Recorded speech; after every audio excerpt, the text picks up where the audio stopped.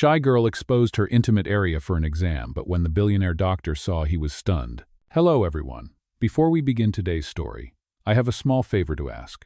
Please hit subscribe and turn on the notification bell so you never miss our channel's new videos. It's quick, free, and the best way to support us in bringing you more dramatic stories. Your support means the world to us. Where are you watching from? Drop your city or country in the comments below. Thank you very much. Now, let's get back to our main character. The morning light spilled through the frosted glass of the Westbridge Medical Center, painting the white hallway in shades of pale gold. Nurses moved briskly with charts in hand, the scent of disinfectant sharp in the air, machines humming a quiet rhythm that never seemed to stop. Amid the rush, a young woman stood frozen near the examination door, her fingers fidgeting with the edge of her appointment slip. Her name was Lila Hart, a 5-year-old art student working part-time at a cafe, and right now she wished the ground would swallow her whole. It wasn't pain that made her tremble, it was fear. She hated hospitals. The bright lights, the smell of alcohol wipes, the memories of her mother's long illness, years ago they all came rushing back like ghosts she couldn't escape. "Miss Hartman?" the nurse called softly. Lily blinked, forcing a nervous smile. "Yes, that's me. Doctor, Hale will see you now." The door clicked open, revealing a sleek private examination room.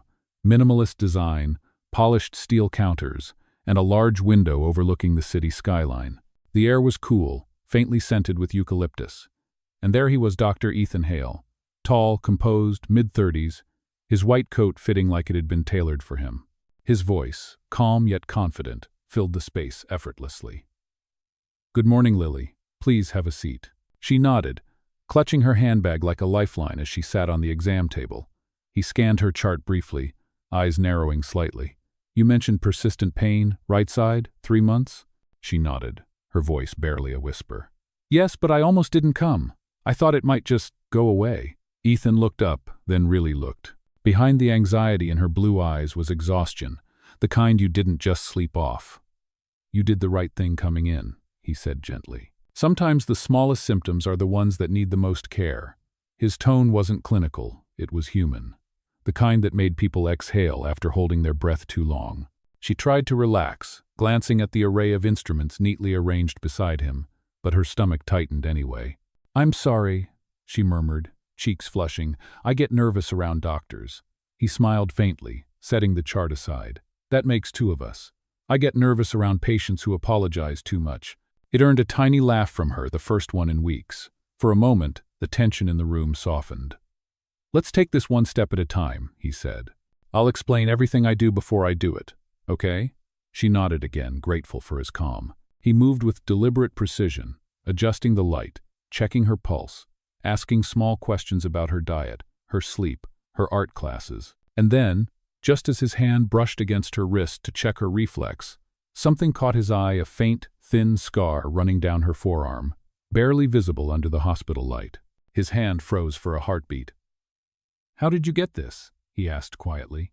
Lily hesitated, glancing down. "Art accident," she whispered. "Glass from a broken frame, years ago." But Ethan's expression shifted: shock, recognition, something she couldn't read. He had seen that scar before.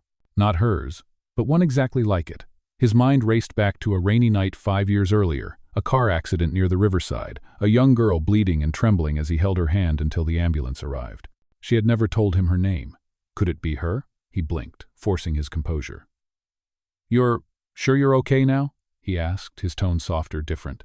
She nodded, confused by the sudden change in his eyes. It wasn't pity, it was something deeper. As he turned to jot notes on her chart, his hand trembled slightly, and for the first time in years, the billionaire doctor who thought he'd seen it all realized he hadn't. Not her, not this moment. And not the way his heart skipped when she smiled, unaware that their fates had already crossed once before. For the next few days, Dr. Ethan Hale could not stop thinking about the shy girl with the scar, Lily Hartman. Her file sat on his desk long after her appointment had ended, her name circled twice as if his mind refused to let it go. He told himself it was just curiosity, a doctor's instinct, but he knew better. Something about her stayed with him, the way she tried to hide her fear behind polite smiles, the way her hands trembled when she tucked her hair behind her ear, the way she thanked him as if she was apologizing for existing. It reminded him of the night 5 years ago, the car crash by the river, the girl he had pulled from the wreckage just before the flames spread. He had stayed by her side until the paramedics arrived. She had whispered something before losing consciousness. "I do not want to die yet." He had never forgotten that voice.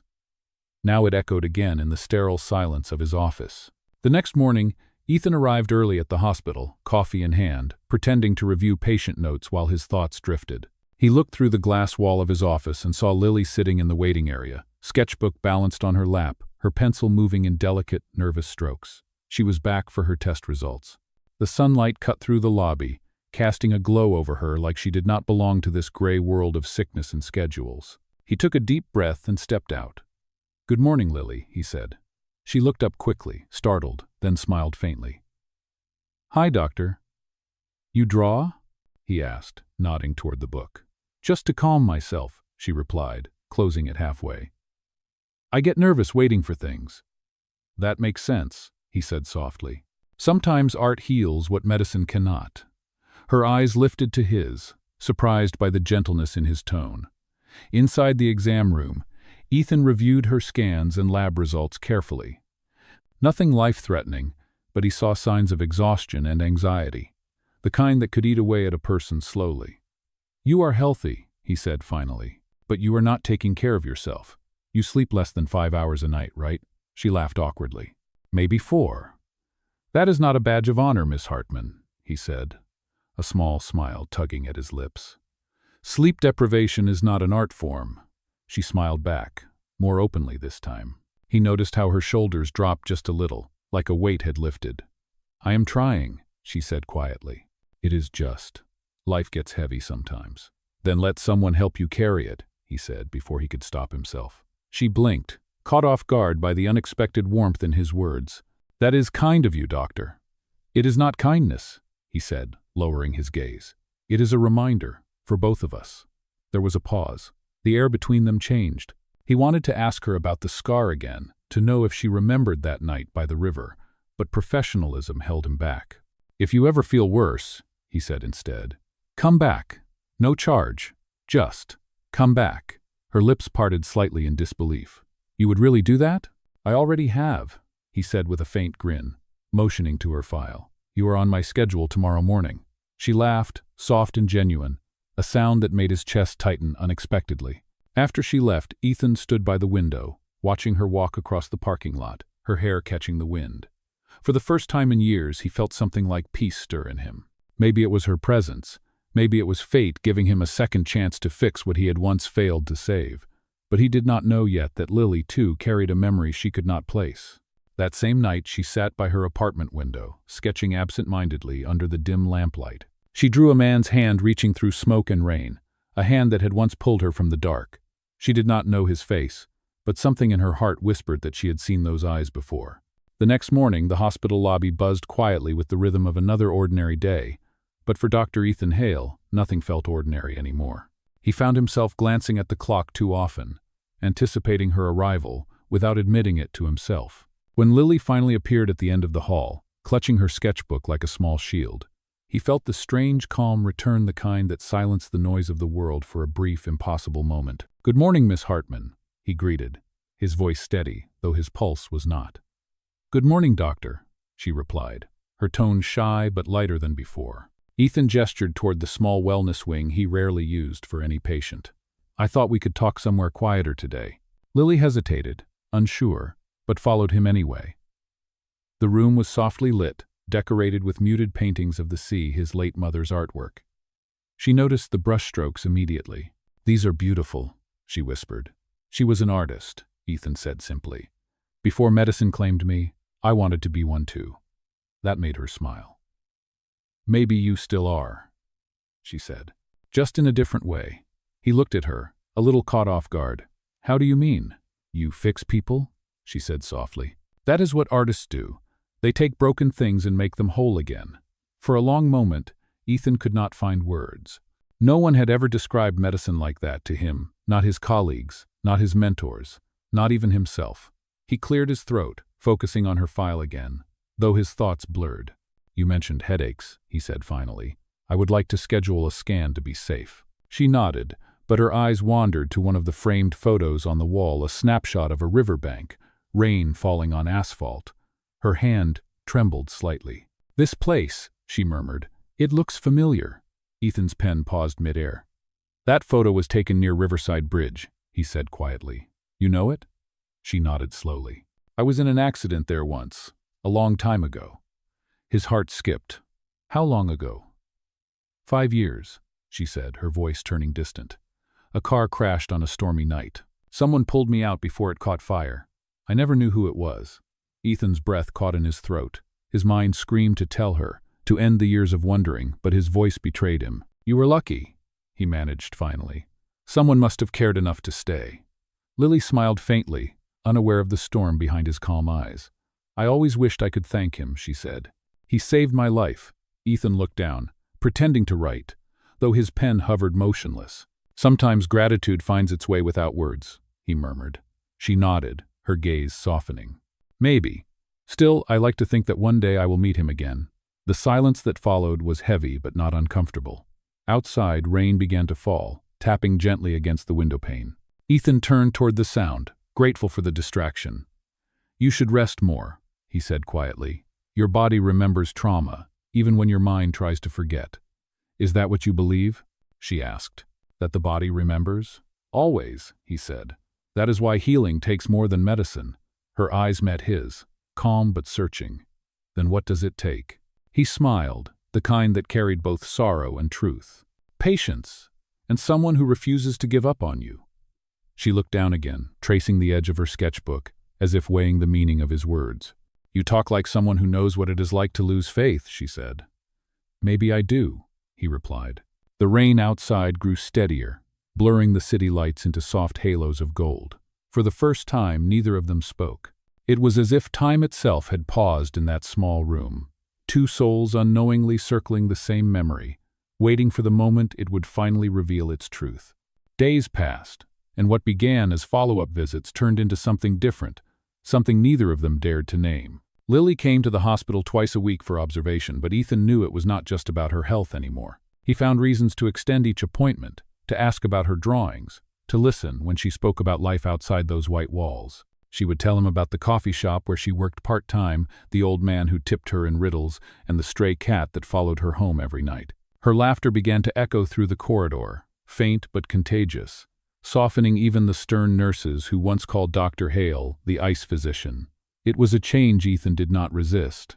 For the first time in years, the hospital did not feel like a cage. It felt alive. One rainy afternoon, Lily arrived drenched from the sudden storm, her coat clinging to her shoulders. "You could have canceled," Ethan said, handing her a towel. She shook her head, smiling. "If I did that every time it rained, I would never show up to anything." He chuckled quietly, admiring the determination behind her gentle demeanor. "You are persistent. You say that like it is a bad thing." "Not at all," he replied. "Persistence is how people survive storms." Her eyes lingered on him a moment longer than usual, something unspoken flickering between them. The air grew still. He broke the silence first. "There is an art exhibition this weekend," he said suddenly. "The hospital sponsors it every year. You should come." "Me? At a gala?" She laughed. "I cannot afford a dress for that kind of place." "You do not need to," he said, a smile playing at the corner of his mouth. "You are the guest of a sponsor." She blinked. "You are serious?" "Deadly serious," he said. "Consider it therapy." That made her laugh again, but something in her chest fluttered with a mix of nerves and excitement. Saturday came faster than she expected. The Westbridge Gallery glittered with warm light and champagne, the city's elite mingling under abstract canvases that cost more than her yearly rent. Lily stood near the entrance in a simple pale blue dress, borrowed from her roommate. She looked nothing like the trembling girl who once sat clutching a sketchbook in Ethan's office. When he saw her, Ethan froze mid-sentence, forgetting whatever small talk he was supposed to make with a board member. For a moment, all the noise around him faded. She smiled when their eyes met, and he realized just how much light one person could carry. "You look remarkable," he said when she approached. "Thank you," she whispered. "You clean up pretty well yourself, Doctor." They walked together through the exhibit, pausing in front of one painting, a stormy riverside scene, signed by the late artist Helena Hale. Lily's breath caught. "This again?" she murmured. "The river." Ethan turned to her slowly. "Do you remember it clearly?" Sometimes in dreams, she said. The rain, the metal, the sound of glass, and a voice telling me to hold on. Her words hit him like a pulse through time. He swallowed hard. Do you ever wonder who it was? He asked. Every day, she admitted, her voice trembling slightly. Whoever he was, he changed everything for me. Ethan looked at her, his throat tight. He wanted to tell her right there, to confess that it was him, that the same hands that treated her pain now had once pulled her from the wreckage. But the weight of his position, the fear of shattering something fragile, kept him silent. Instead, he said softly, sometimes the person we owe most to is already closer than we think. She turned to look at him, puzzled but touched. You talk like a philosopher for someone in a white coat. Maybe I just learned to listen, he replied. The orchestra swelled behind them, violins rising like a heartbeat. Outside, the rain had stopped. Neither of them knew it yet, but the storm that tied their fates together years ago was about to return in a way that would test everything they thought they understood about healing, truth, and love. The night of the exhibition ended beautifully, but it left Ethan restless. After walking Lily to her apartment, he had stood on the sidewalk far longer than necessary, watching the soft light in her window until it went dark. He knew something had changed between them. He could feel it in the way she looked at him now, like she trusted him with more than her health. Yet the truth he carried sat heavy on his chest, threatening to undo everything if spoken too soon. The following week, Lily missed her appointment for the first time. Ethan tried to focus on his rounds, but his concentration dissolved every time his phone stayed silent. On the second day, she finally called. Her voice was faint through the receiver. Doctor, I am sorry I did not come in. I have not been feeling well. It is probably just exhaustion. That is not something you should guess about, he said gently. I am coming to check on you. You do not have to. I want to, he interrupted softly. An hour later, he stood outside her small apartment building, rain dripping from his coat. When she opened the door, he saw how pale she looked. The color had drained from her face, and her hands trembled slightly as she held the door open. I told you I am fine, she said with a weak smile. You are a terrible liar, he replied. She laughed quietly, stepping aside to let him in. The place was modest but warm, books stacked on every surface, a half-finished painting on an easel near the window. The air smelled faintly of coffee and turpentine. You have not been eating, he observed, noticing the untouched soup cup on the counter. You sound like my mother, she teased. She used to say that too. Maybe she was right, he said, setting down his medical bag. He took her temperature, checked her pulse, and frowned slightly. You are running a mild fever. I think you pushed yourself too hard. Deadlines, she murmured. My professor moved up the exhibition. I did not want to fail again. Failing is not falling, he said softly. It is refusing to rest. She looked at him, eyes glossy. You talk like you have been there. I have, he admitted, more than once. For a moment, neither spoke. Then he saw the sketch on her easel, the same riverside bridge again. But this time there was a man drawn in the frame, standing in the rain. His hand stretched toward a figure trapped in a crushed car. Ethan froze. This, he said quietly. You remember this night? Sometimes, she whispered. But not his face, only the hand. It felt familiar. He exhaled slowly, torn between truth and silence. Lily, he began. But before he could finish, she swayed on her feet. He caught her, just as her knees gave out. Hey, stay with me, he said, lowering her gently to the couch. Her skin was burning, her breathing shallow. Without hesitation, he called for an ambulance. Minutes later, they were rushing through the emergency entrance of Westbridge Hospital. The irony hit him. He had spent years saving strangers, yet now he was terrified of losing the one person who had unknowingly saved him. As the nurses moved around her, hooking up IVs and monitors, he stood by her bedside, refusing to leave. Her eyes fluttered open briefly. Doctor, she murmured, promise me something. Anything, he said. If I forget again, she whispered weakly, remind me that I am more than my pain. His throat tightened. You are, he said firmly. You always have been. Her hand slipped into his, fragile but warm. In that instant, Ethan knew he could not keep the truth from her much longer. Because love, real love, could not survive in the shadows of unspoken pasts, he looked at her sleeping form, the monitor beeping steadily beside her, and whispered the words he had held back for 5 years. It was me, Lily. I was the one who pulled you from the wreckage. But she did not hear him. She was already drifting into unconsciousness, leaving his confession to echo quietly in the sterile air like a prayer waiting to be answered. The night stretched endlessly inside the sterile hospital room, machines whispering their rhythmic hum while rain tapped against the window like a quiet metronome. Ethan sat beside Lily's bed, his coat draped over the chair, exhaustion written in every line of his face. He had not left her side since the ambulance brought her in. The fever had finally begun to break, but her body still trembled with fatigue. He watched the faint rise and fall of her chest, the soft flicker of her eyelids, and he could not stop thinking about the words he had whispered hours ago. She had not heard them, but he had said them anyway. For years, that secret had lived between his ribs like a hidden wound. Now it was finally free, even if only the walls had heard it. Around dawn, a nurse entered quietly to check her vitals. "She is stabilizing," she said softly. "Whatever happened before you brought her here, doctor, you probably saved her life again." Ethan smiled faintly, though it did not reach his eyes. "Let us hope this time it lasts." When the nurse left, he leaned forward and brushed a stray strand of hair from Lily's forehead. "You fought through worse," he whispered. "You will fight through this too." Hours later, the morning light crept across the room, pale and hesitant. Lily stirred, her lashes fluttering as if waking from a long dream. "Ethan?" Her voice was hoarse but steady. Relief flooded through him. "Hey," he said gently, "you gave us a scare." She blinked, taking in the monitor, and finally his tired smile. "I remember collapsing," she murmured. "And then I heard your voice." "That is because I would not stop talking," he said, a small laugh breaking through. "Typical me." Her lips curved into a weak smile. "You really should rest, doctor." "I will," he promised.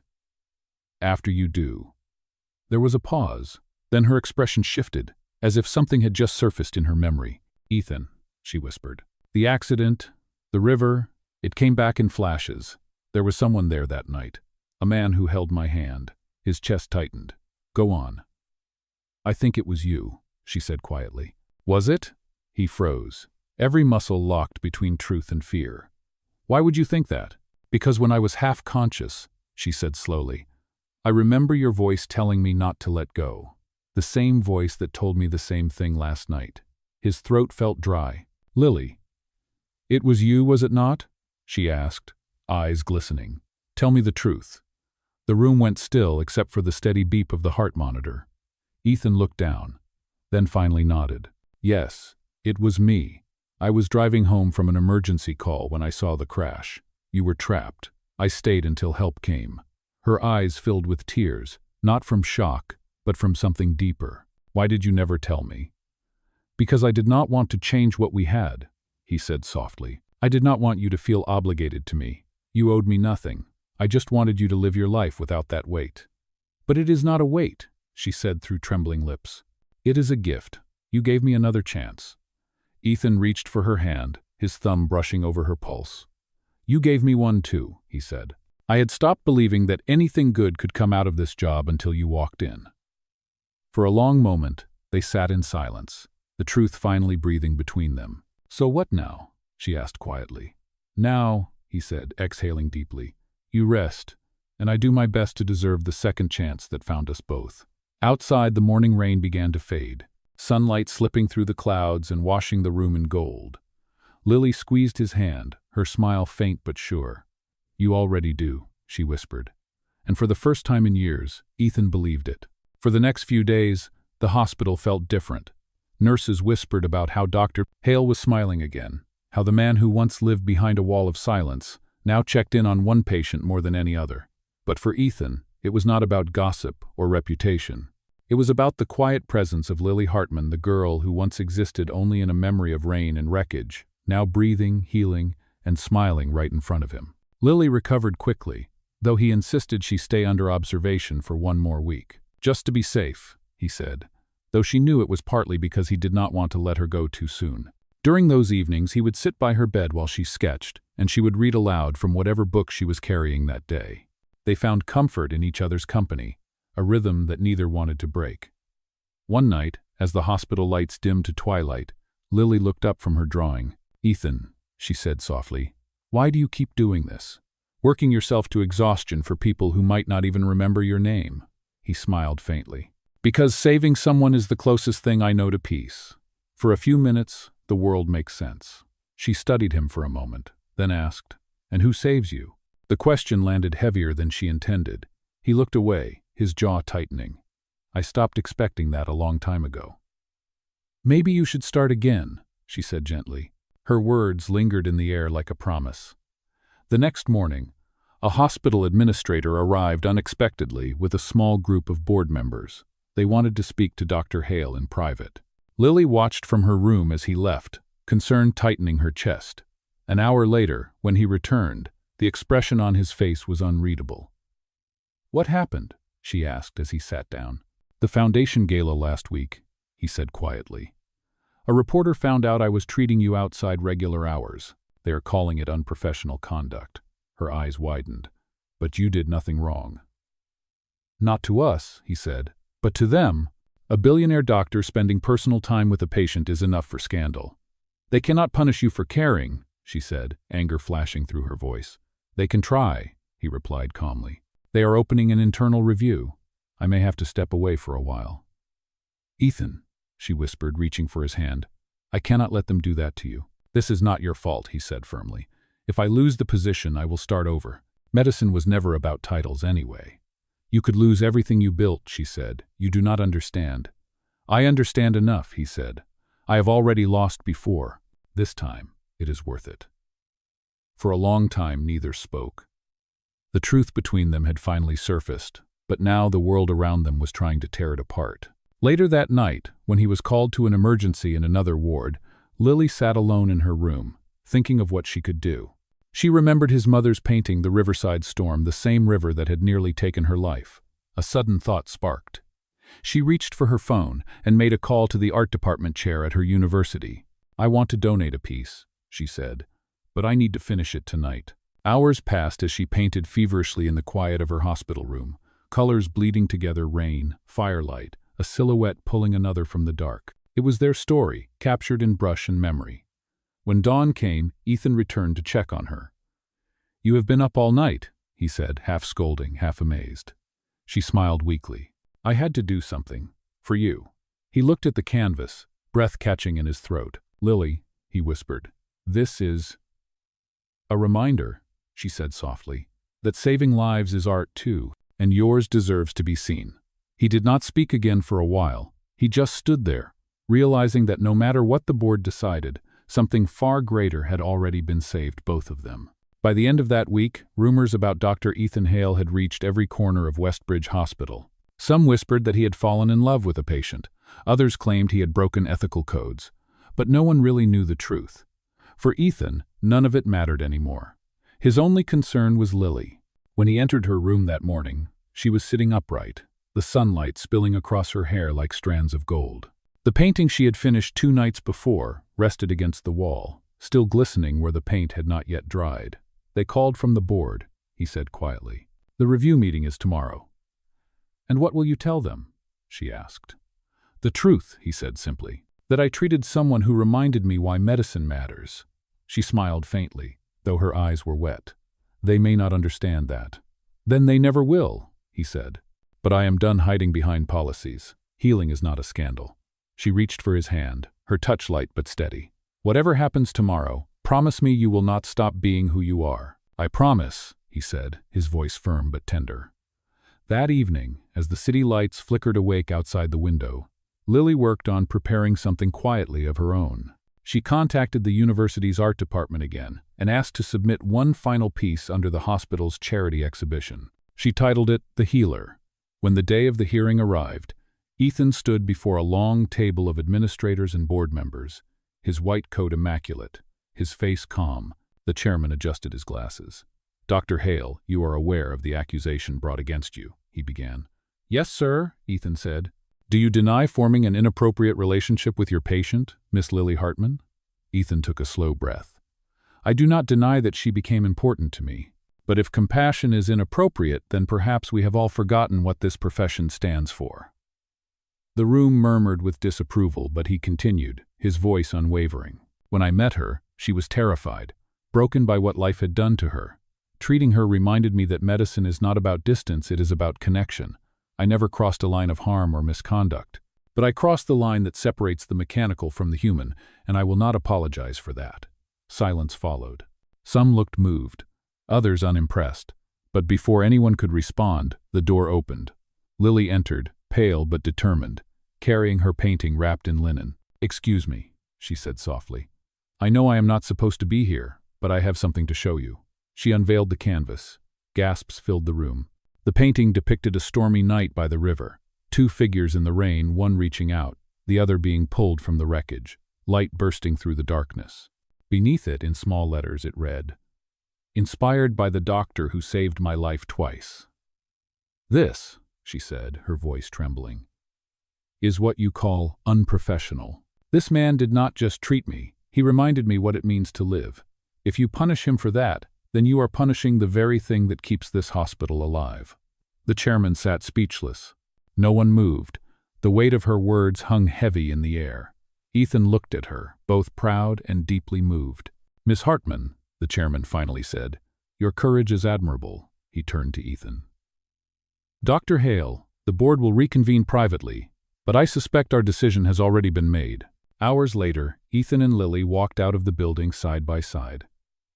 The evening breeze carried the scent of rain again, just like the night that had first bound them together.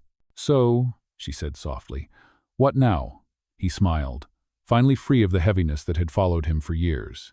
"Now," he said, "we start over, together." She looked up at him, her eyes glimmering. "You mean that?" "I have never meant anything more," he replied. And as they stepped into the fading light, the world around them felt new again, as if every storm they had endured had finally led them home. Spring came quietly to Westbridge, bringing new light through the tall hospital windows where months ago, fear and scandal had nearly torn everything apart. The board eventually cleared Dr. Ethan Hale of all accusations.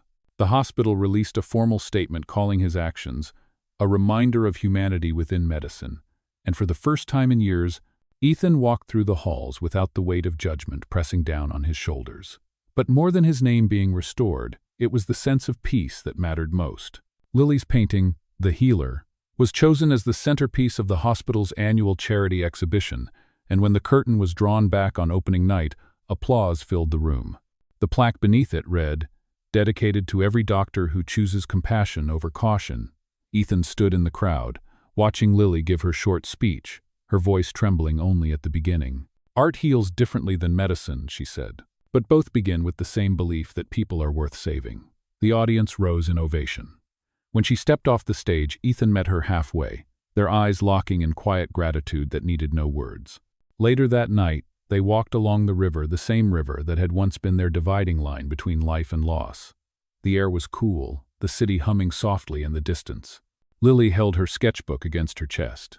"Do you ever think about that night?" she asked. "Every day," he said. "Not with fear anymore, but with thankfulness." "Me too," she whispered. "It is strange. Something that almost ended me became the start of everything." Ethan nodded, his gaze following the reflection of the moon dancing across the water. "Sometimes," he said, "the worst storms do not destroy us. They reveal who we are meant to be." She smiled, the kind of smile that reached her eyes. "So what are we now?" He took a slow breath. "Two people who learned that healing is not just about medicine or art. It is about choosing to stay when walking away would be easier." She stepped closer, her hand brushing against his. "Then I choose to stay," she said softly. "For as long as you let me." "Forever," he replied without hesitation. There was no grand gesture, no dramatic music, just the sound of the river and the beating of two hearts that had found their rhythm again. Weeks later, Westbridge Hospital opened a new rehabilitation wing funded by the Carter Foundation in honor of the Healer Project. It combined therapy, art, and community care, an idea born from both their worlds. On opening day, reporters asked Ethan what inspired him to start it. He glanced at Lily standing beside him, paint still smudged on her fingers.